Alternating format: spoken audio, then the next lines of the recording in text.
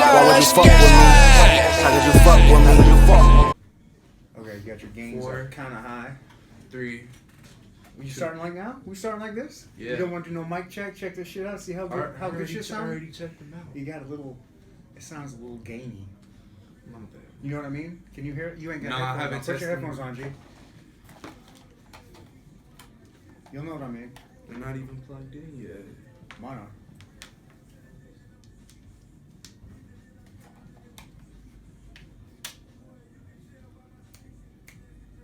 I mean, mine just sounds a little echoey. I'm just being an asshole because I'm used to my setup and it just sounds different. It's all good.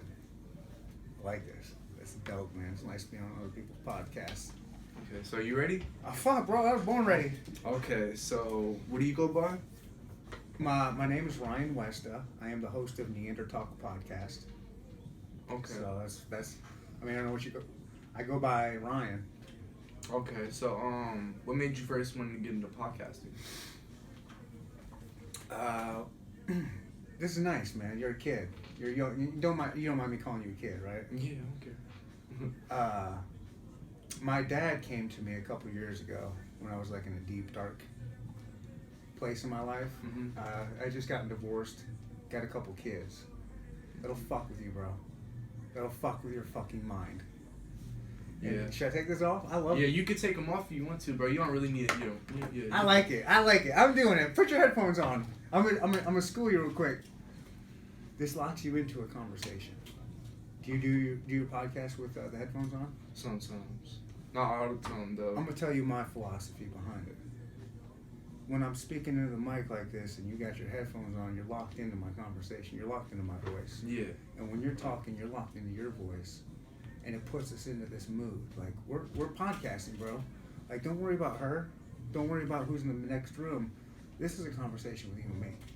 And getting on a mic and getting the headphones in your ears, it really makes the conversation more in-depth and personal, and you get into that fucking thing. Like, this feels more real.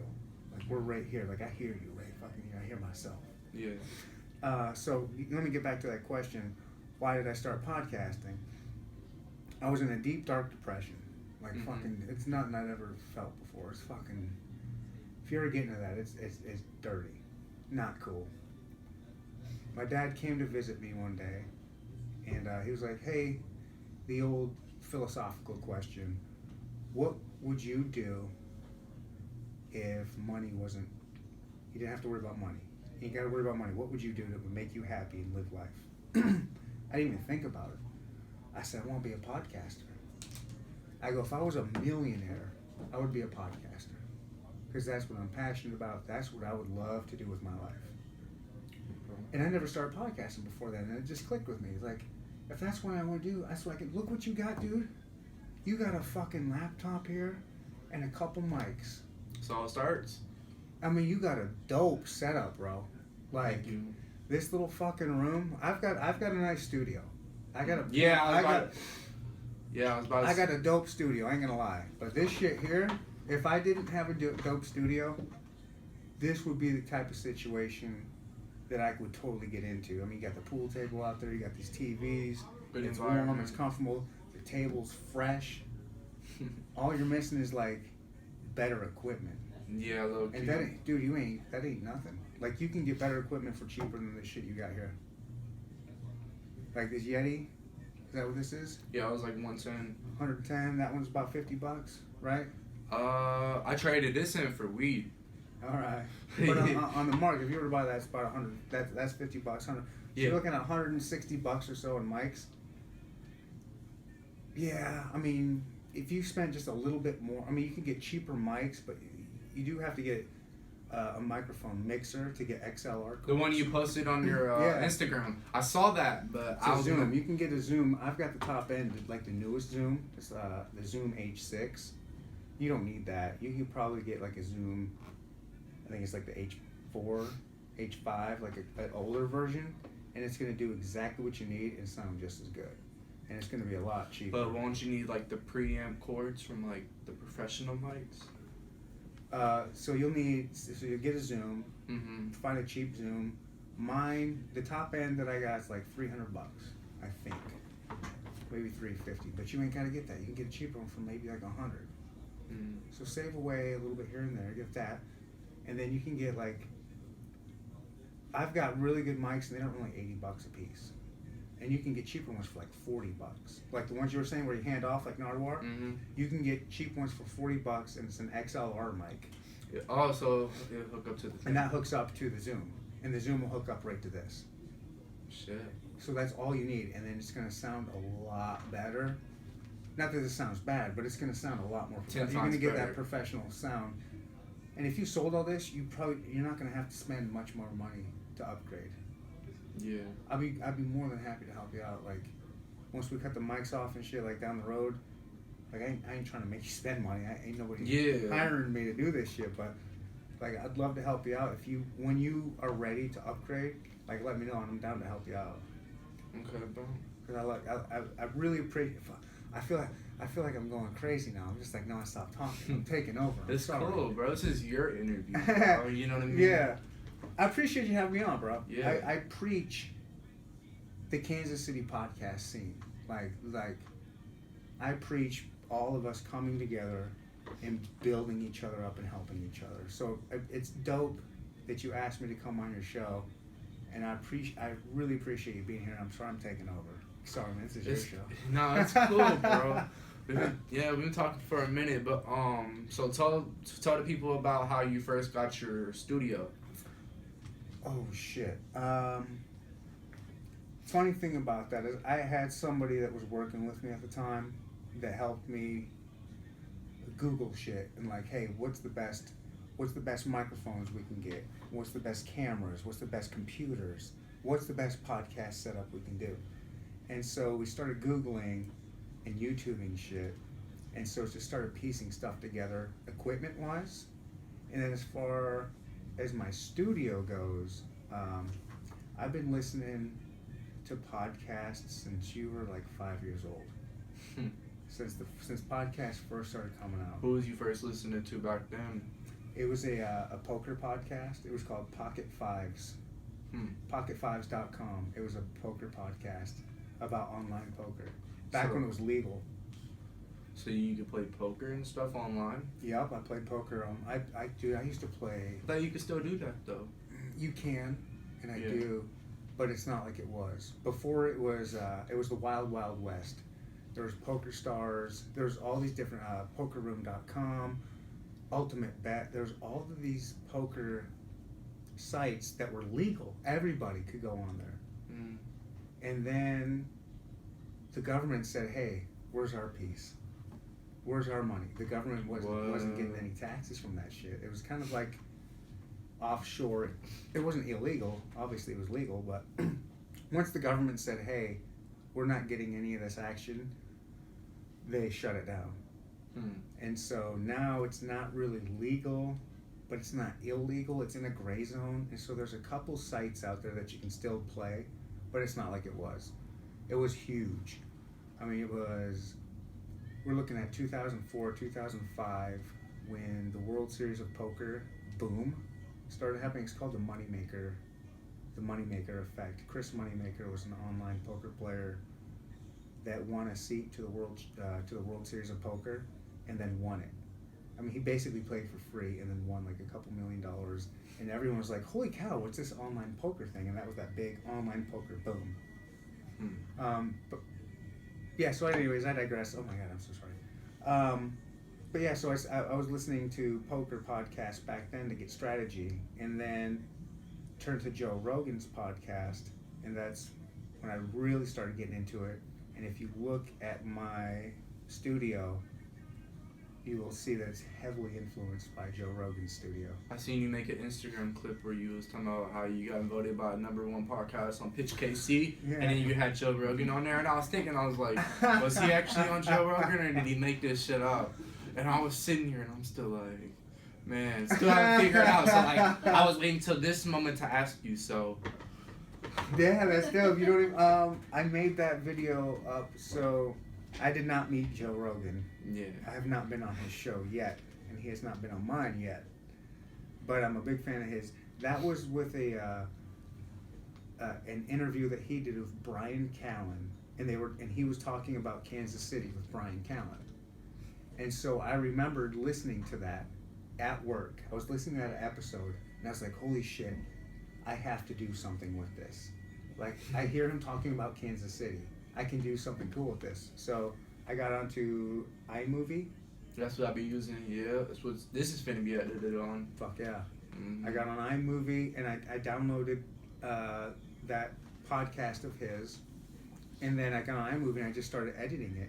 I took the parts out with Brian Callen out, and then, I split it up into different sections. And then when Rogan was like, oh yeah, Kansas City's great, I would make my own video, like an old 10-second video saying, oh, so tell me about Kansas City. Oh yeah, so I made the video of doing cuts with me and then splicing it with the cuts from him from the show. And so I made it look like we were talking to each other. So it was all made on iMovie, and then you just made it from iMovie and just dropped it. Yep. Okay. Yeah, it was super. And then the funny thing is because my studio looks similar to his, it was hard to tell. Because Rogan sits with the brick behind him, and his guests have the purple curtain behind him. And I've got the same thing. I've got the brick with the purple curtain. So I was sitting behind the purple curtain making that video. And I had a lot of people. I went to work the next day, and this older gentleman comes up to me and shook my hand and was like, congratulations. I was like, thanks, dude. For what?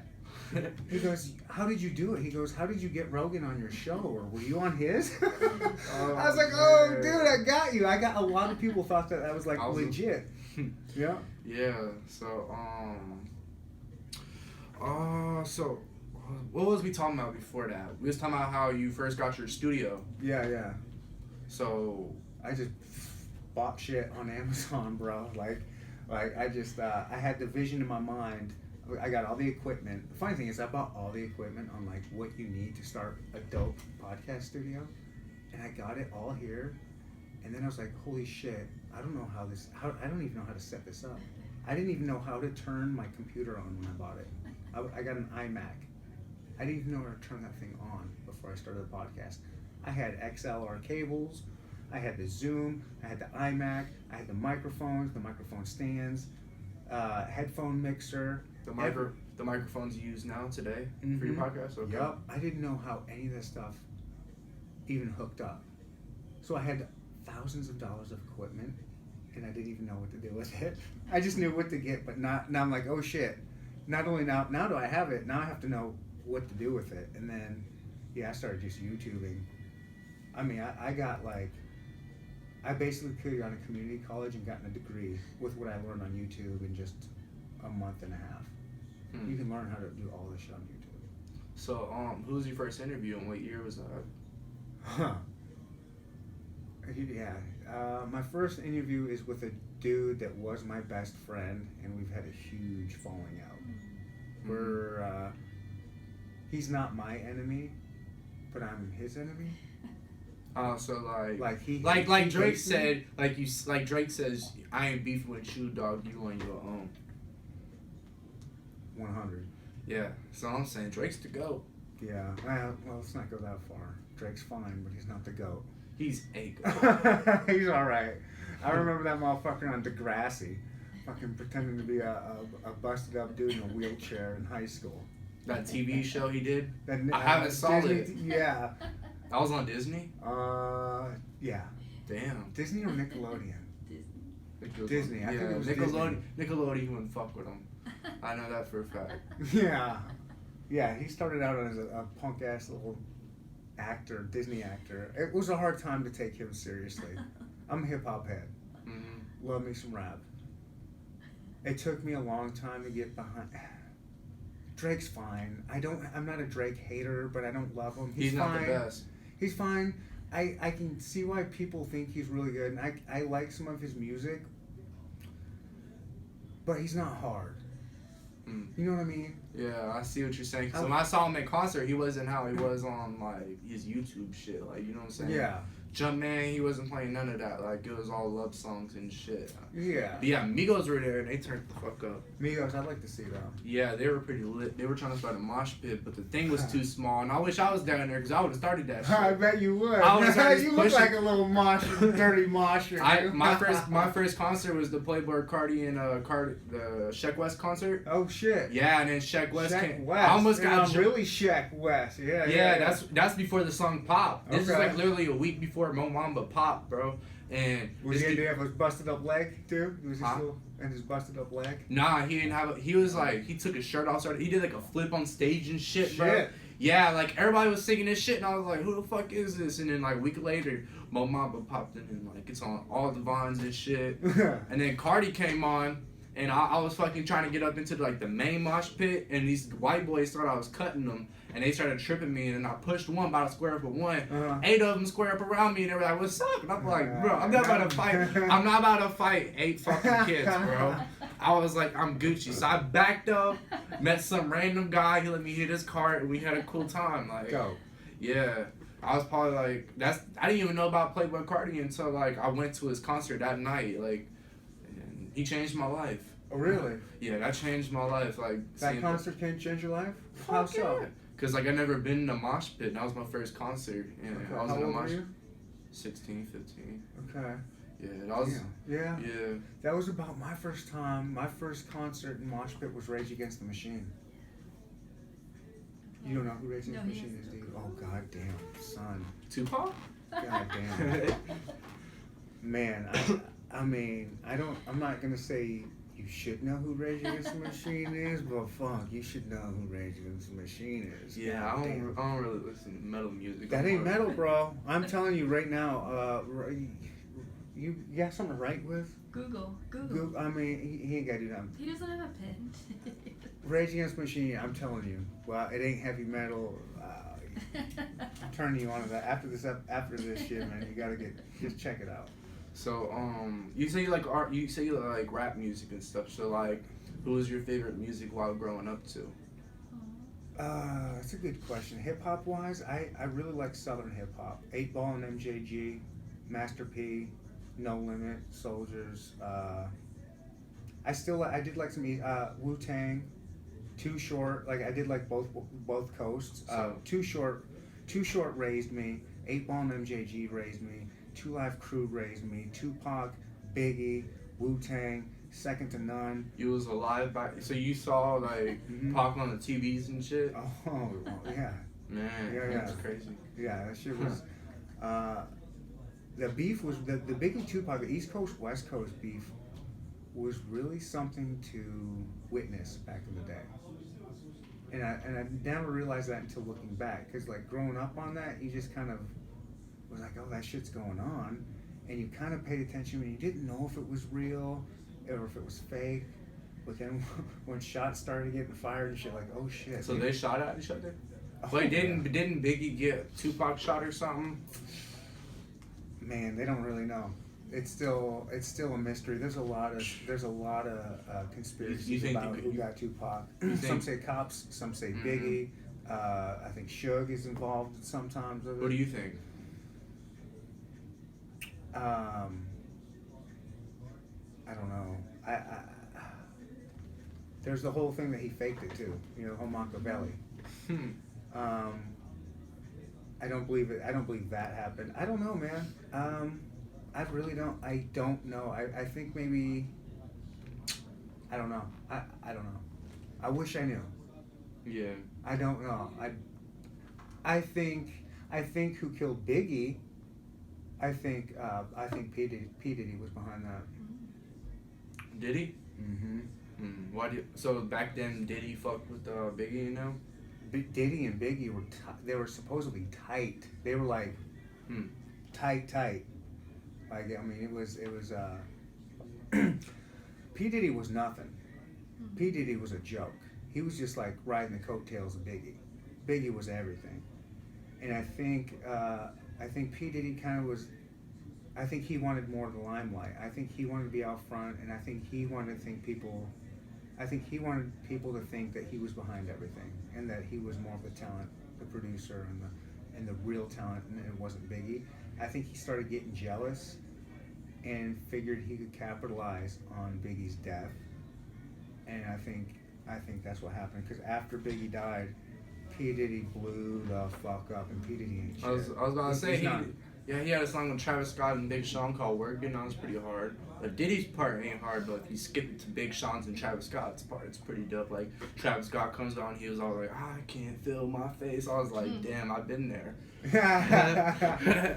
But yeah, so why did you build your website? And how did you build your website? My Neandertalkpodcast.com. I went on this TV show recently about how you can make your social media better, and that was one of the things they said. They were like, hey, why don't you have a website? I was like, I don't know, because I'm lazy as fuck. Does it cost? Yeah, it costs, but it doesn't cost. I paid somebody $300 to do it, and then I have to pay like $4 a month for the website domain name. So it's like $4 a month. I paid too much to have what I have done. I'm not a big fan of my website. I need to fuck with it. Yeah, I was checking it out. Yeah. You can do it for a lot. You can get on Squarespace and do it, and it's maybe. That's how you make websites. Just go to Squarespace. Get the apshow.com. You can get that. It'll be $4 a month to pay for that, but like maybe like $100 to do Squarespace one time, and then you design everything. It's super easy. I was just lazy and paid someone to do it for me, and I shouldn't have, but I'm happy I did. I battle with myself with that decision, but I spent a couple $100, whatever. I got it. Yeah. So you were talking about how you got nominated for Pitch KC's Best Podcast. Can you tell us something about that? Yeah. Did you ever win that? I did not win that. I call bullshit on the people that didn't win it because their podcast sucks a dick. Who was it? It's called State Your Line. Was there a lot State of Line? State Your Line. What they do? They do interviews around town with local entrepreneurs, different businesses around here. It's boring. I'm not mad that I didn't win. I'm mad that they won. They didn't have very many episodes out. Yeah. When I first started this podcast, I started my podcast after the last year's Pitch Awards, and I didn't know. When I found out that there was a Pitch Awards for Best Podcast, I was like, I'm going for that. So that was my goal all last year, was to just get nominated. I didn't think I was gonna win, but I wanted to get nominated, so I got that part. Of all the podcasts that got nominated, I should have won. Okay, so you've been in more like competitions than that with your podcast. I compete with myself. Okay. I want every podcast to be big. I want your podcast to be huge. Like, I want you, dude, you're 17 and you're starting this shit out, man. I would give anything to be in your position right now.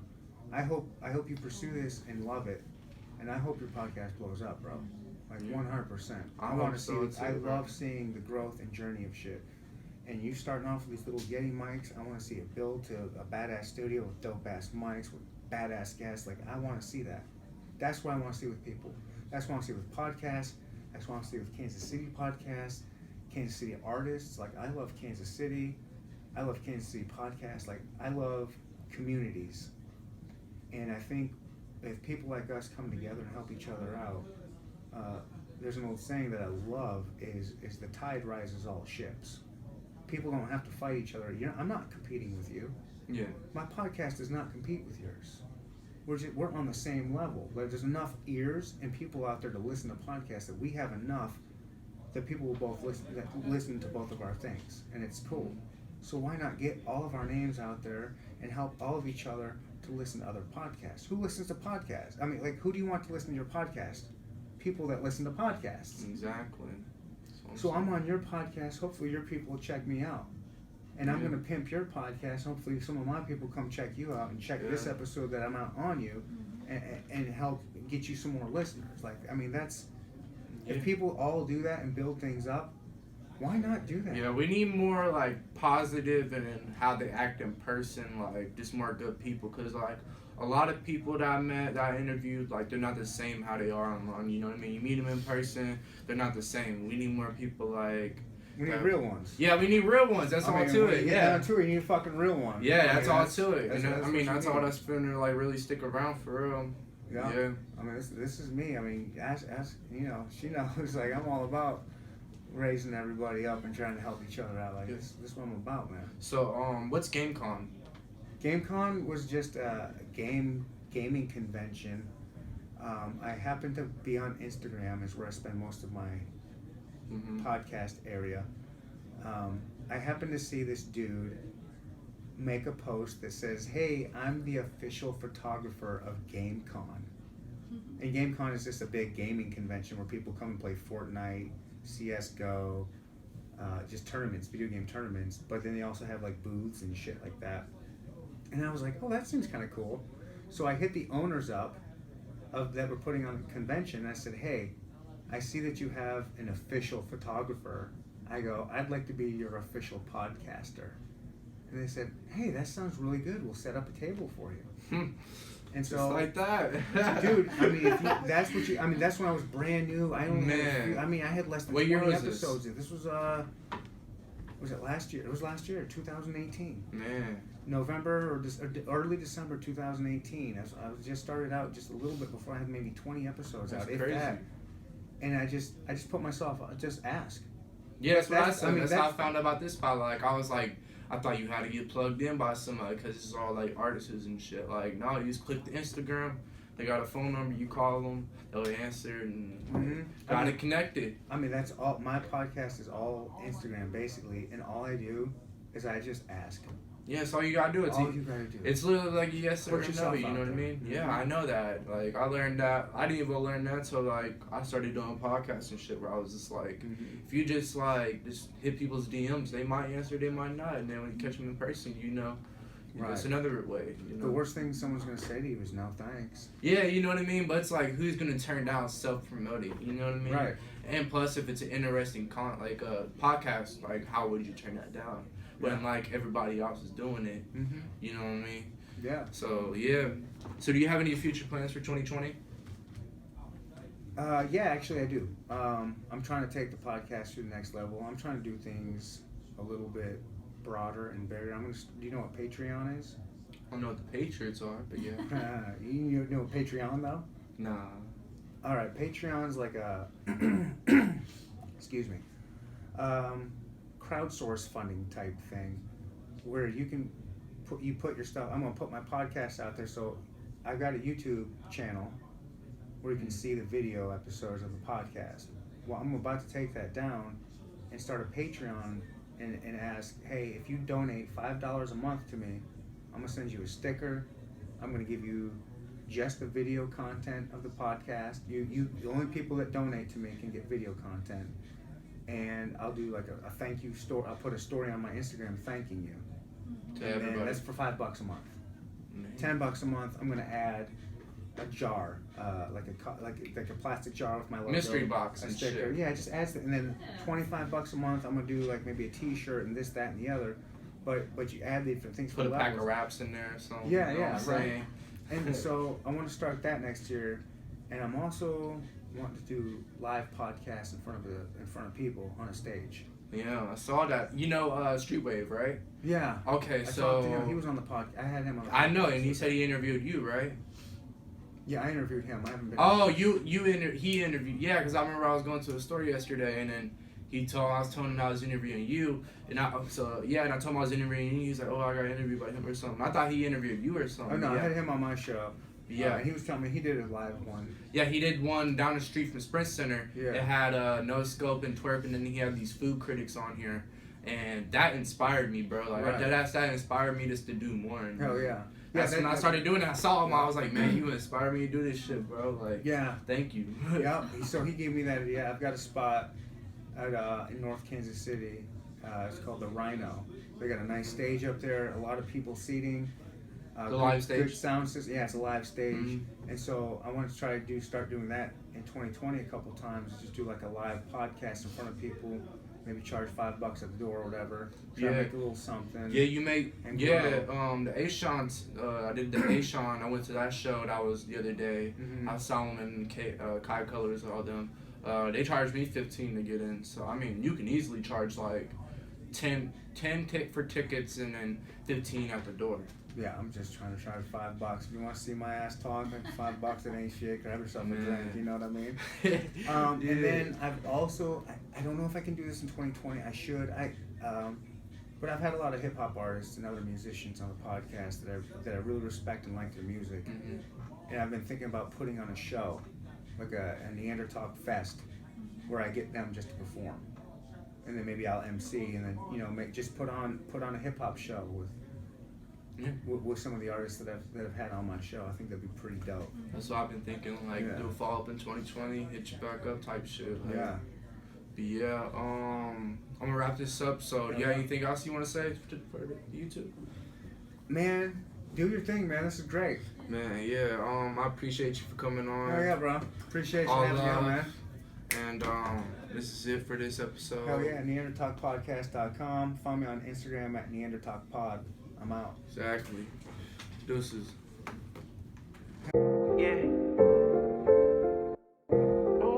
That's true. Ooh, not away. Oh, the spaceship now, I'm a space cadet.